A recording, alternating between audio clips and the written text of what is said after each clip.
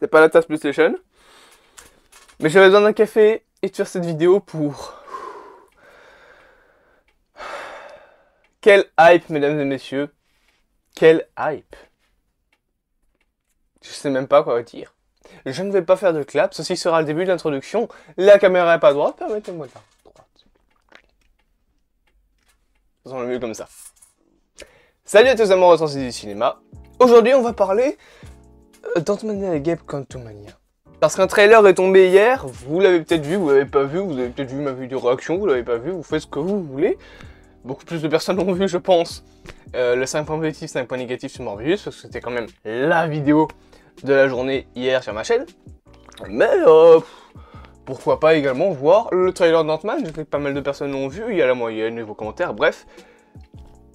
Il y a la moyenne niveau vue aussi, donc vous avez probablement vu les deux vidéos.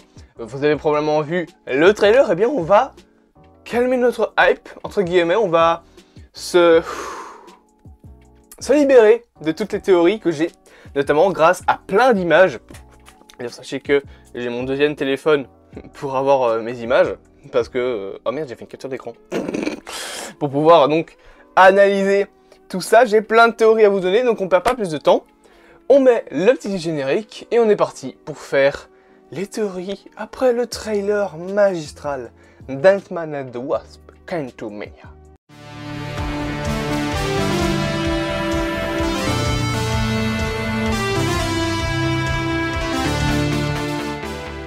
Bon, bien évidemment, vous savez peut-être, il y a eu une affiche que vous avez, encore une fois, à l'écran, que j'avais mis en fond derrière la vidéo, dans la vidéo réaction. D'ailleurs, petite demande, j'aurais pas le temps de voir ma propre vidéo et je ne regarde pas mes propres vidéos, c'est peut-être un problème. Est-ce que la réaction au trailer, ça va, niveau montage? Parce que je vous avoue que j'ai fait ça en 10 minutes, j'ai mis 3 images, parce que la vidéo réaction, bah, ça dure pas longtemps.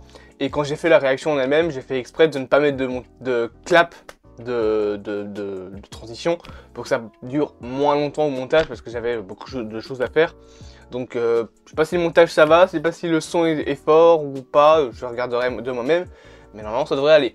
Bien évidemment, du coup, on est là pour refaire un petit peu le tour des infos. Donc comme je l'ai dit, première affiche, bien évidemment, on a eu des premiers visuels, notamment le retour de la guêpe, que vous avez à l'image. Alors, j'ai pas vraiment de théorie concernant elle, juste, elle avait pas l'air d'être là quand ils ont allumé le truc qui leur permet donc d'aller dans le monde quantique. On va en reparler de ce truc-là, vous inquiétez pas. Mais voilà, Ant-Man, enfin, la guêpe, pas vraiment de théorie sur elle, à part que je la trouve toujours aussi vieille. C'est incroyable que quand elle a son casque, elle semble avoir 20 ans, et quand elle n'a pas son casque, elle semble en avoir 70. Mais bien évidemment, l'info qui nous intéresse le plus, c'est l'image que vous avez à l'écran, c'est Kang, interprété par Jonathan Majors. Alors, j'ai des théories concernant Kang dans ce film. On a déjà eu des échos du trailer exclusif qui avait été dévoilé lors du Comic Con, et Kang nous dit quelques trucs durant durant en fait ce trailer. Étant donné que il parle dans le trailer exclusif des Avengers, et il demande même à Ant-Man, tu es un Avengers, est-ce que je l'ai déjà tué? Ça donc fait potentiellement écho au fait que Kang a probablement tué plein de versions des Avengers dans d'autres univers. Et dans ce trailer là, il lui dit, j'ai besoin de toi, et je peux te faire gagner du temps. Mais il faudra que tu m'aides. Et après il lui dit, qu'est-ce qu'on fait, Ant-Man?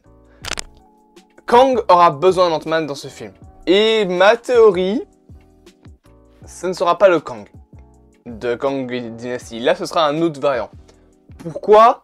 Pour plusieurs raisons. Premièrement, parce que je vois pas vraiment le Kang suprême qui veut buter les Avengers dire non, mais t'inquiète, Ant-Man, va prévenir les Avengers que j'arrive. Ça gâche un petit peu l'effet de surprise, quoi. C'est bien, mais surtout que entre Ant-Man et la guêpe et Kang Dynasty, il y a un paquet de projets non seulement qui se passent sur Terre, mais qui se passent aussi avec des Avengers, les Gardiens de la Galaxie, Thunderbolt, Daredevil. Il y a aussi Spider-Man, potentiellement, hein, Spider-Man 4, il y a Secret Invasion. Je pense pas que Ant-Man va débarquer à ce moment-là et dire oh, Kang arrive, il faut se préparer. Pour moi, cette version de Kang n'est pas la version finale. C'est une version qui vit dans le monde quantique, qui est un autre variant de Kang, et qui dit écoute, Ant-Man, mon Kang, donc ma version conquérant, va arriver. Si tu restes là, tu vas te faire buter. J'ai besoin de toi. Je peux te faire gagner du temps pour rentrer chez toi. Mais ce sera donnant. C'est pour moi ça qui va arriver. Pour moi, vraiment, Ant-Man va décider, ok, d'aider Kang. On va voir aider à quoi juste après. Mais c'est pas le Kang final. Après, le design ressemble très fort. Hein. Il a même ce casque qui fait l'effet bleuté. Alors, je vous avoue que cette version de Kang là, c'est une version que j'ai connue quand j'étais tout petit. Et puis, dans un comics, dans les All New Avengers, il était devenu... il avait plus son armure, c'était un mec, on va dire, en costard-cravate, qui était comme ça, avec des cheveux noirs. J'étais genre, c'est lui, Kang. Mais donc, ça, c'est une version que j'aime particulièrement, la version Comics Accurate de Kang le Conquérant du Temps, qui franchement, là, a l'air pas mal. Et je pense que cette version-là, c'est une version qu'on aura dans le film, qui est la même version que celle qui lui demande de l'aide à Ant-Man, mais je sais pas. Pour moi, ça restera toujours une autre version que le Conquérant Suprême qu'on va avoir comme grand méchant dans les phases 5 et 6. Parce que je pense que amener déjà aussi vite Kang, bon vous allez me dire il était déjà dans Loki, mais amener déjà Kang, on va dire le suprême Kang, donc celui de le grand méchant de la saga du multivers, dès Ant-Man 3, alors qu'il reste toute la phase 5 et la phase 6 entre les deux, je pense que ça va peut-être être un peu tôt. Alors vous allez me dire, ils n'ont pas attendu longtemps avant de teaser Thanos, hein, la première fois qu'on l'a vu c'était dans Avengers, mais de manière caméotique dans Avengers, c'était juste un caméo pour Thanos. La première fois qu'il est vraiment apparu, on va dire c'est dans la scène post-crédit de Avengers 2, il me semble, où il récupère le gant d'infinité, mais la première véritable fois qu'on l'a vu, c'est dans Les Gardiens de la Galaxie, le premier film, donc en 2014. Donc 4 ans seulement avant Avengers Infinity War. Là, sachant que Ant-Man sort en 2023, c'est 3 ans avant Kang Dynasty et 4 ans avant Secret Wars. Donc vous allez me dire que ça peut finalement être pas si tôt comparé à Thanos, mais je sais pas. Pour moi, cette version-là sera pas la version finale. Par contre, ce sera potentiellement une version qui est enfermée dans le monde quantique et, on va dire, contrôlée, manipulée, emprisonnée par une certaine TVA. Parce que dans le trailer, on a non seulement des images d'une armée, alors une armée qui, moi, personnellement, ça me fait penser à la 501e Légion de Star Wars, mais ça n'a absolument rien à voir. Une armée qui a l'air hautement avancée technologiquement, et surtout une armée qui n'essaye pas, cette fois-ci, de libérer Ant-Man. On voit lors d'une image que je vous mets là à l'écran, où Ant-Man devient grand, que l'armée veut l'attaquer. Alors, soit il aura potentiellement trahi ce Kang-là, soit c'est justement une armée dont on va reparler juste maintenant. Pour moi, il s'agit de la TVA. Du futur. Pourquoi est-ce que je dis la TVA? Parce que, image à l'appui, on a une espèce de grand bâtiment où on voit un énorme cylindre, enfin je sais plus comment on appelle ça, un donut en fait, un truc au fond de donut, où il y a un fil. Et je pense que ce fil-là, c'est l'éternel flux temporel, dont on parle dans Loki. Et pour moi, ça là, ça veut dire que ce bâtiment-là, c'est la TVA. Pour rappel, on ne sait pas où est la TVA, on ne sait pas ce qu'elle fait, on ne sait pas vraiment ce qu'elle dirige. Le seul moment où on a une vision de où est la TVA, c'est dans Loki, dans un des 2 épisodes, où on a, enfin dans un des 6 épisodes plutôt, où tu as une vision avec une baie vitrée de l'extérieur de la TVA. Mais tu sais pas où c'est la TVA, donc ça pourrait être très bien dans l'espace, ça pourrait être dans un autre univers, ça pourrait être dans le monde quantique, justement, ça pourrait être du coup ça. Et la ligne là, a l'air d'être l'éternel flux temporel, déjà pour la raison que c'est plein de petits points et ça forme une ligne comme un embranchement. Et ensuite, il y a l'air d'avoir des dates au-dessus. Potentiellement, du coup, des dates qui seraient à régler pour éviter que l'éternel flux temporel ne se divise. Alors, dans Loki, il était déjà divisé, mais on ne sait pas, ta gueule TikTok, quand se passe Loki. Sauf si on prend en compte la chronologie de Marvel, mais qui nous dit que Ant-Man ne se passe pas avant tout ça.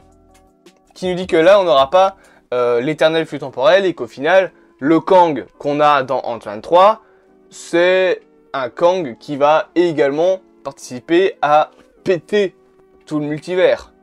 C'est possible, hein. Donc, pour moi, ça, c'est la TVA. Pour moi, la TVA manipule, ou en tout cas emprisonne, Kang le Conquérant dans une autre dimension. Parce qu'ils savent très bien qu'il est surpuissant, parce que la TVA, c'est pas des bleus, ils ont un contrôle sur, on va dire, toutes les timelines du multivers. C'est quand même des gens qui s'amusent à avoir 300 milliards de pierres d'infinité dans un bureau, d'une secrétaire. Quand on est à ce stade de j'en ai rien à battre, d'un objet qui est capable de détruire tout un univers, je pense que Kang, franchement, t'en as pas grand chose à foutre. Mais justement, pour moi, Ant-Man sera là. Il va aider Kang à se libérer. Et ce Kang-là, du coup, va exploser la TVA. Il va leur casser la gueule. Il va dire, ah ouais, vous vous êtes foutus de moi. Paf, plus de TVA. Il va les exploser.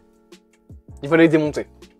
Et c'est, pour moi, ce qui explique que à la fin de Loki, on a Kang à la place des grandes statues dans le hall de la TVA. On a une grande statue de Kang. Je pense que la statue de ce Kang-là, c'est le Kang qu'on voit dans Ant-Man et la Guêpe Quantumania. C'est compliqué à dire, hein, plusieurs fois le mot Kang. C'est compliqué à dire. Donc, au final, Kang, le Conquérant, sera un personnage qui, selon moi, est emprisonné par la TVA dans le monde quantique. Il va demander à Ant-Man potentiellement de lui ramener quelque chose, parce qu'on voit dans le trailer qu'à un moment, Kang pose une pierre dans une espèce d'une machine. Potentiellement que cette pierre, il a demandé à Ant-Man d'aller la voler. Parce que j'ai vu une vidéo, et je pense que je suis assez d'accord avec cet avis, c'est la vidéo de ces geeks. Il dit qu'en fait, chaque film Ant-Man, c'est un braquage. Ant-Man 1 et 2, c'est un braquage. Même Avengers Endgame, quand Ant-Man est là, c'est un casse temporel. Donc Ant-Man 3 devrait être un braquage. Donc en partant de cette théorie-là, je pense que cette pierre-là sera un objet qu'Ant-Man va ramener à Kang pour libérer sa famille et potentiellement, d'après lui, sauver le multivers. Et en fait que Kang l'a niqué. Il l'a niqué, il lui a menti depuis le début. Et au final, qu'est-ce qu'il va faire le petit Kang? Il va démonter la TVA. Pour moi, c'est ça qui va arriver. Et dans la suite, potentiellement, il va exploser la gueule d'Ant-Man avec. Parce qu'on voit des images où Ant-Man, là je zoome un petit peu, je vous le montre à l'écran, il a la gueule en miettes. Il saigne de partout, il est tout fatigué, il est tout pâle, tout gris surtout, en fait il est sale, il est abîmé. Je pense qu'il y aura un affrontement entre Kang et Ant-Man. C'est obligatoire, surtout qu'en plus maintenant, Ant-Man a, on va dire, son trio, il a son équipe, avec donc lui-même, logique. D'ailleurs son costume fait un petit peu plus futuriste que les autres. J'aime bien son costume. On a également la Guêpe. C'est Penelope Von Dyne. Ou alors ça c'est sa mère. Je sais plus le nom de la Guêpe. Je m'en fous. C'est un personnage, franchement, je m'en contrefiche de la Guêpe. Mais surtout, on a Cassie Lang. Donc la fille Ant-Man. Qui devient stature dans le film. Et je pense que c'est la raison pour laquelle Ant-Man va accepter d'aider Kang à se séparer de la TVA. C'est pour sauver sa fille qui n'a absolument rien à foutre dans un univers pareil. Donc, en plus de tout ça, on a une deuxième théorie que j'ai personnellement, concernant cette image-là, que vous avez à l'écran. Pour moi, l'objet qu'Ant-Man va devoir ramener à Kang a un lien avec Miss Marvel et Shang-Chi. Est-ce que c'est bon pour vous? Café et on reparle. Kang va demander à Ant-Man, je pense, un objet qui a un lien avec Shang-Chi et Miss Marvel. Parce que, comme vous le voyez avec cette image, on a des espèces d'énormes runes dans lesquelles il y a des halos de lumière qui peuvent s'apparenter à des fenêtres, mais qui, pour moi, s'apparente surtout à des énormes inscriptions. Et en fait, ça fait fortement penser, notamment aux anneaux qu'a Shang-Chi, au bracelet de Miss Marvel. Moi aussi j'ai un bracelet. Donc ça fait énormément penser à ce genre de truc. Je pense que l'objet, enfin que ces objets-là en fait, ne sont des technologies non pas Skrull, non pas Kree, mais carrément des technologies de Kang, qui se seraient déjà imprégnées dans notre monde depuis des milliers d'années, et qui auraient juste attendu qu'un pauvre Pecno vienne l'aider à se séparer de la TVA. Ant-Man. Donc, cela lie les différentes technologies. Après, ça n'explique pas vraiment pourquoi dès que Captain Marvel voit les anneaux de Shang-Chi, elle se dit faut que j'y aille. Je rappelle, hein, c'est pas générique de Shang-Chi, tu vois Captain Marvel et Hulk, et Captain Marvel, quand elle voit les anneaux de Shang-Chi, elle fait oh, je me casse. Donc, est-ce que ma théorie est mauvaise et qu'en fait c'est bien une technologie Kree, et que c'est juste des fenêtres?